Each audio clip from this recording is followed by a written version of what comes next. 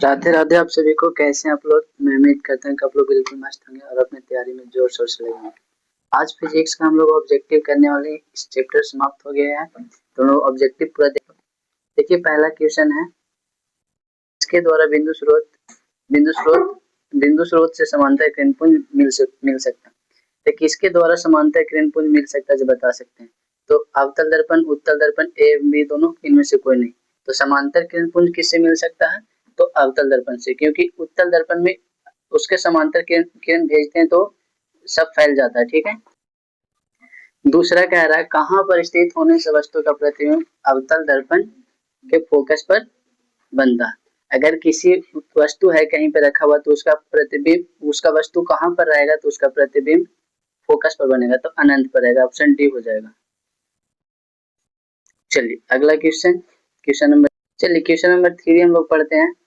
एक अवतल दर्पण में वस्तु की स्थिति फोकस और ध्रुव के बीच है तो प्राप्त प्रतिबिंब होगा।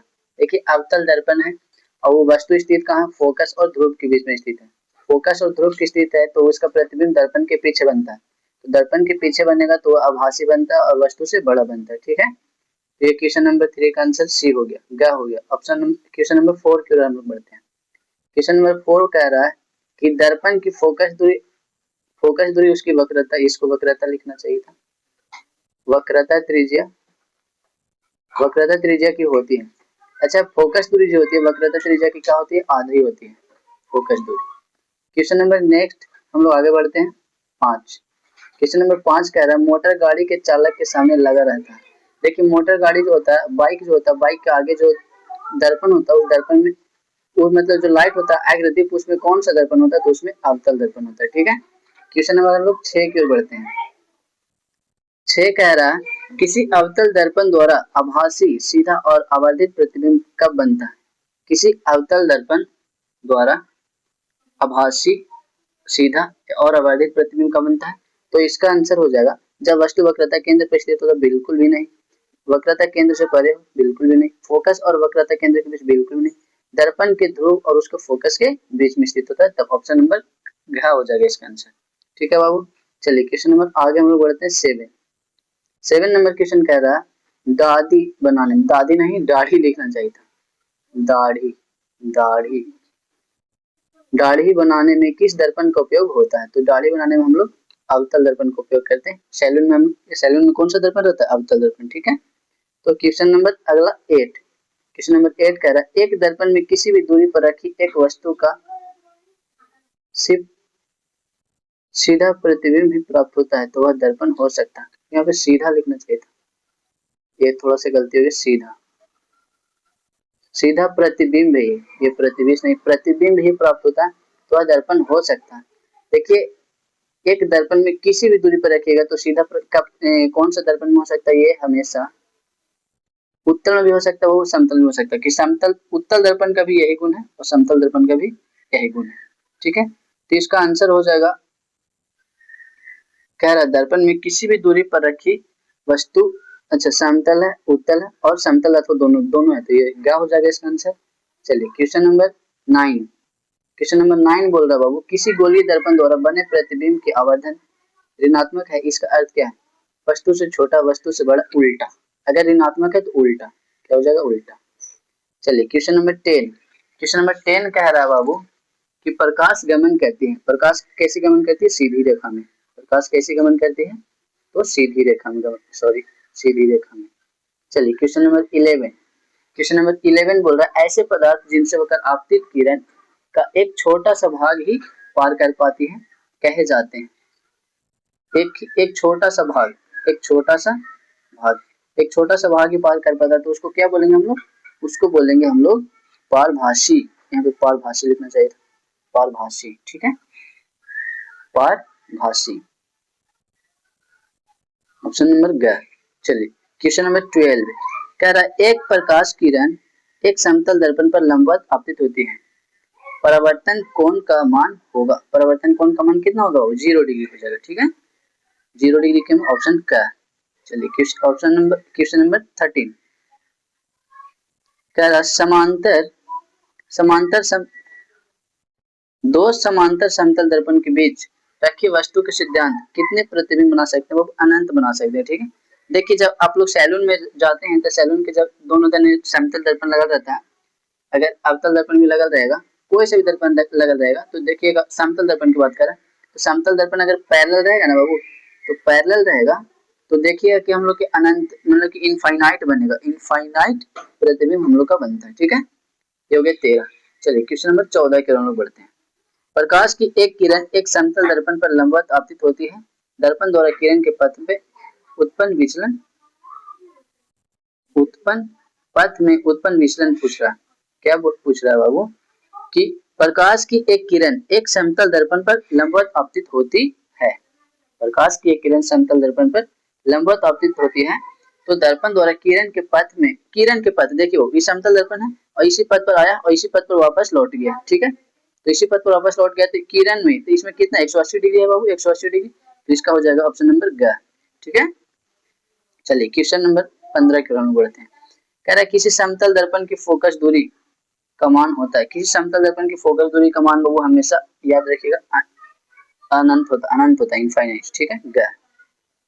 चलिए क्वेश्चन नंबर 16 कह रहा है गोलीय दर्पण से ध्रुव की दूरी को बोलते हैं। गोलीय दर्पण से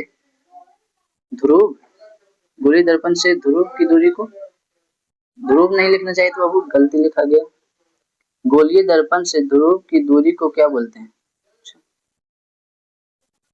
गोलीय दर्पण से ध्रुव गोलीय दर्पण एक ध्रुव, ये तो ध्रुव हो गया, और ध्रुव से दूरी कहां तक की दूरी, ध्रुव की दूरी को बोलते हैं।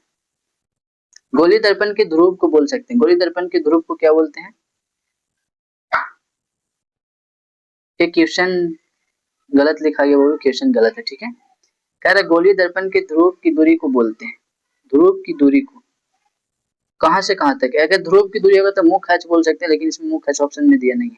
ठीक है, तो ये हमारा नहीं होना चाहिए था, तो इसको अब लोग मान लीजिए क्वेश्चन गलत है। ठीक है बाबू, चलिए क्वेश्चन नंबर 17 क्वेश्चन कह रहा है कि एक गोलीय दर्पण की फोकस दूरी 12.5 सेंटीमीटर है, उसकी वक्रता त्रिज्या क्या होगी?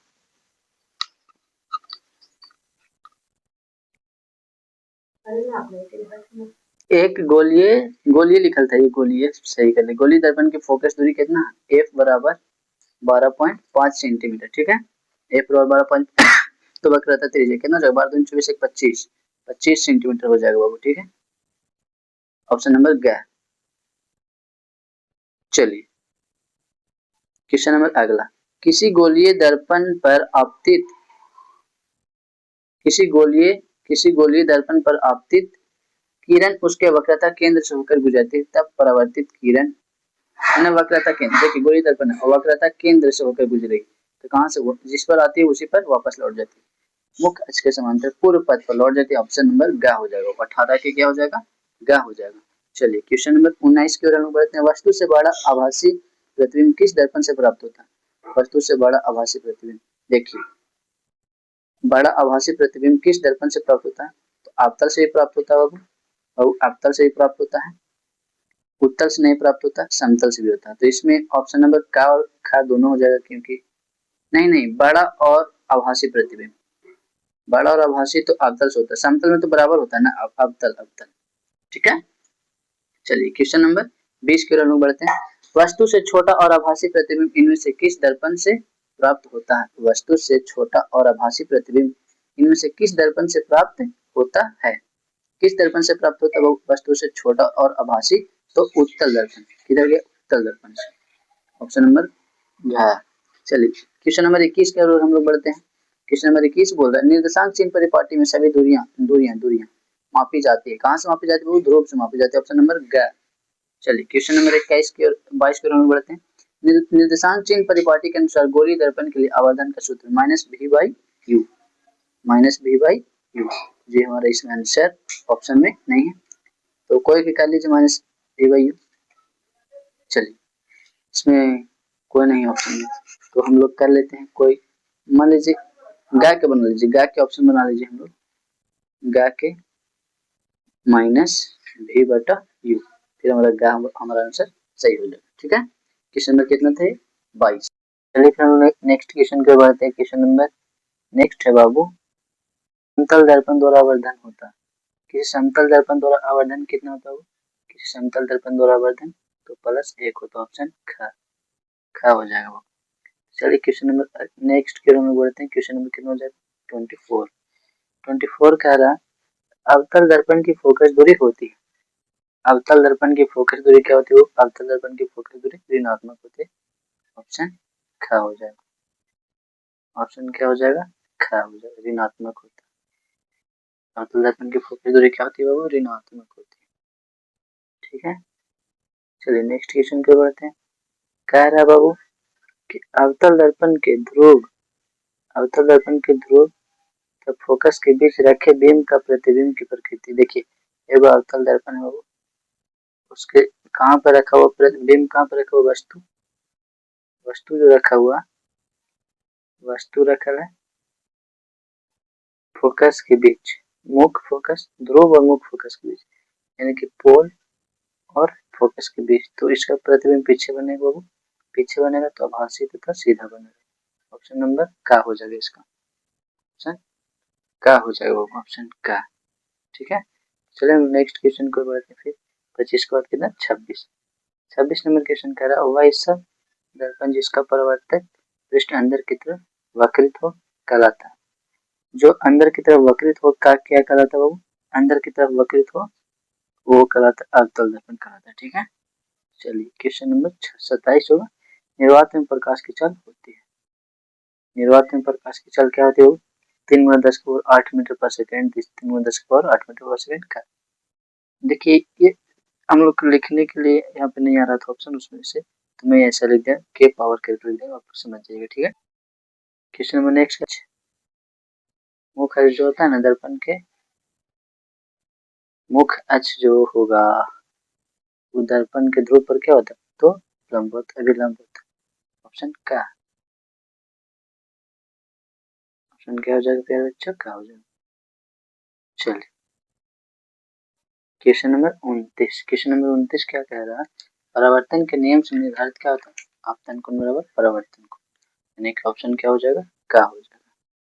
चलिए क्वेश्चन नंबर हम लोग आगे बढ़ते हैं। क्वेश्चन नंबर 29 नहीं, 29 तो हो गया ना, 29 हो गया, 30 इस होना चाहिए। क्वेश्चन नंबर 30 क्या कह रहा है? परावर्तन के कितने नियम होते हैं? परावर्तन के कितने नियम होते हैं? 2 नियम होते हैं। परावर्तन के कितने नियम होते हैं? 2 नियम होते हैं। चलिए आगे, किसी पारदर्शी माध्यम प्रकाश की किरणें गमन करते हैं, किसमें? सीधी रेखा में गमन करते हो। ऑप्शन का। 32 नंबर क्वेश्चन कह रहा कि निम्न में से किस दर्पण का दृष्टि क्षेत्र व्यापक होता है? व्यापक का मतलब होता है वो बड़ा, व्यापक का मतलब क्या होता है? बड़ा, व्यापक मतलब बड़ा होता है। तो किसका? उत्तल दर्पण का। चलिए क्वेश्चन नंबर 33, वास्तविक प्रतिबिंब का आवर्धन होता है। वास्तविक प्रतिबिंब का आवर्धन क्या होता है? तो वास्तविक प्रतिबिंब उल्टा होता है, उल्टा का क्या हो जाएगा? ऋणात्मक हो जाएगा, यानी कि क्या हो जाएगा? गा हो जाएगा, खा हो जाएगा, ऋणात्मक। चलिए क्वेश्चन नंबर 34 की ओर बढ़ते हैं। कह रहा बाबू कि समतल दर्पण द्वारा बना प्रतिबिंब हमेशा होता है। समतल दर्पण द्वारा हमेशा प्रतिबिंब बनता है, वो क्या होता है? समतल दर्पण द्वारा जो बनता है आभासी होता है, हमेशा क्या होता है? आभासी, कभी वास्तविक नहीं, हमेशा आभासी। तो ऑप्शन नंबर ख। चलिए क्वेश्चन नंबर 35, क्वेश्चन नंबर 35 का आभासी एवं सीधा प्रतिबिंब का वर्धन होता है। आभासी एवं सीधा प्रतिबिंब का वर्धन होता है। आभासी एवं सीधा प्रतिबिंब का वर्धन क्या होता है वो? तो आभासी एवं सीधा प्रतिबिंब का वर्धन क्या होता है? धनात्मक, ऋणात्मक, धनात्मक। देखिए आभासी और सीधा तो उसका धनात्मक होगा। ठीक है, तो ऑप्शन नंबर ख हो जाएगा, धनात्मक। चलिए हम लोग क्वेश्चन नंबर आगे की ओर बढ़ते हैं। कितना था? 35, तो 36। जिस वस्तु से प्रकाश निकलता है उसे क्या कहते हैं? प्रकाश का स्रोत कहते हैं। प्रकाश किरण पुंज कहते हैं, दीप्यमान सभी प्रकाश स्रोत कहते हैं। ठीक है, ये हो गया। चलिए क्वेश्चन नंबर हम लोग 37 की ओर बढ़ते हैं। ये 38 है, ये भी अच्छा, 38 38 दो बार हो गया। ये क्वेश्चन नंबर 37 है। ठीक है, क्वेश्चन नंबर 37 क्या कह रहा है? गोलीय दर्पण के परावर्तक पृष्ठ की वृत्ताकार सीमा रेखा का व्यास दर्पण का कहलाता है द्वारक। देखिए दर्पण के परावर्तक पृष्ठ, ये देखिए दर्पण, ये बनाते हैं दर्पण, इसका जो परावर्तक पृष्ठ होगा क्या कहलाएगा, वक्रता द्वारक कहलाता है। क्या कहलाता है, द्वारक कहलाता है। क्या कहलाएगा, क्या हो जाएगा। क्वेश्चन नंबर 38 है, गोलीय दर्पण के परावर्तक पृष्ठ के केंद्र को दर्पण का कहा जाता है। गोलीय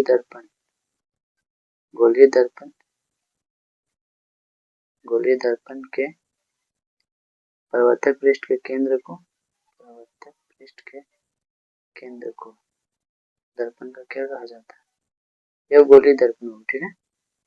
अब गोलीय दर्पण के परावर्तक पृष्ठ, चलिए इधर सीधा लीजिए, परावर्तक पृष्ठ के केंद्र को ध्रुव कहा जाता है, ठीक है। 38 के क्या हो जाएगा, खा हो जाएगा, 38 के खा। पीछे वाला क्वेश्चन देख लीजिए, गोलीय दर्पण है वो, गोलीय दर्पण, ठीक है। दर्पण के परावर्तक पृष्ठ की वृत्ताकार सीमा का व्यास, इसका व्यास क्या दर्पण का द्वारा की कहलाएगा, ठीक है। चलिए क्वेश्चन नंबर हम लोग 39, गोलीय दर्पण के ध्रुव तथा वक्रता त्रिज्या से गुजरने वाली सीधी रेखा को कहते हैं। गोलीय दर्पण के ध्रुव, चलिए गोलीय दर्पण के ध्रुव तथा वक्रता केंद्र से गुजरने वाला मुख्य अक्ष बोलते हैं, मुख्य अक्ष, ठीक है।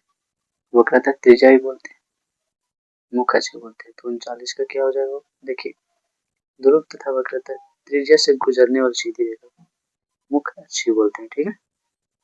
क्या हो जाएगा, मुख्य अक्ष, ठीक है बाबू। चलिए ये क्वेश्चन नंबर 39 था। चलिए हम लोग क्वेश्चन नंबर 40 के बढ़ते हैं। क्वेश्चन नंबर 40 कह रहा है कि सौर भाटियों में सूर्य के प्रकाश को केंद्रित करने के लिए किस बड़े दर्पण का उपयोग किया जाता है। तो सौर भाटियों में हम लोग अवतल दर्पण का उपयोग करते हैं। इसे उपयोग में देखे तो बहुत ज्यादा क्वेश्चन पूछते हैं, वेरी वेरी इंपॉर्टेंट है।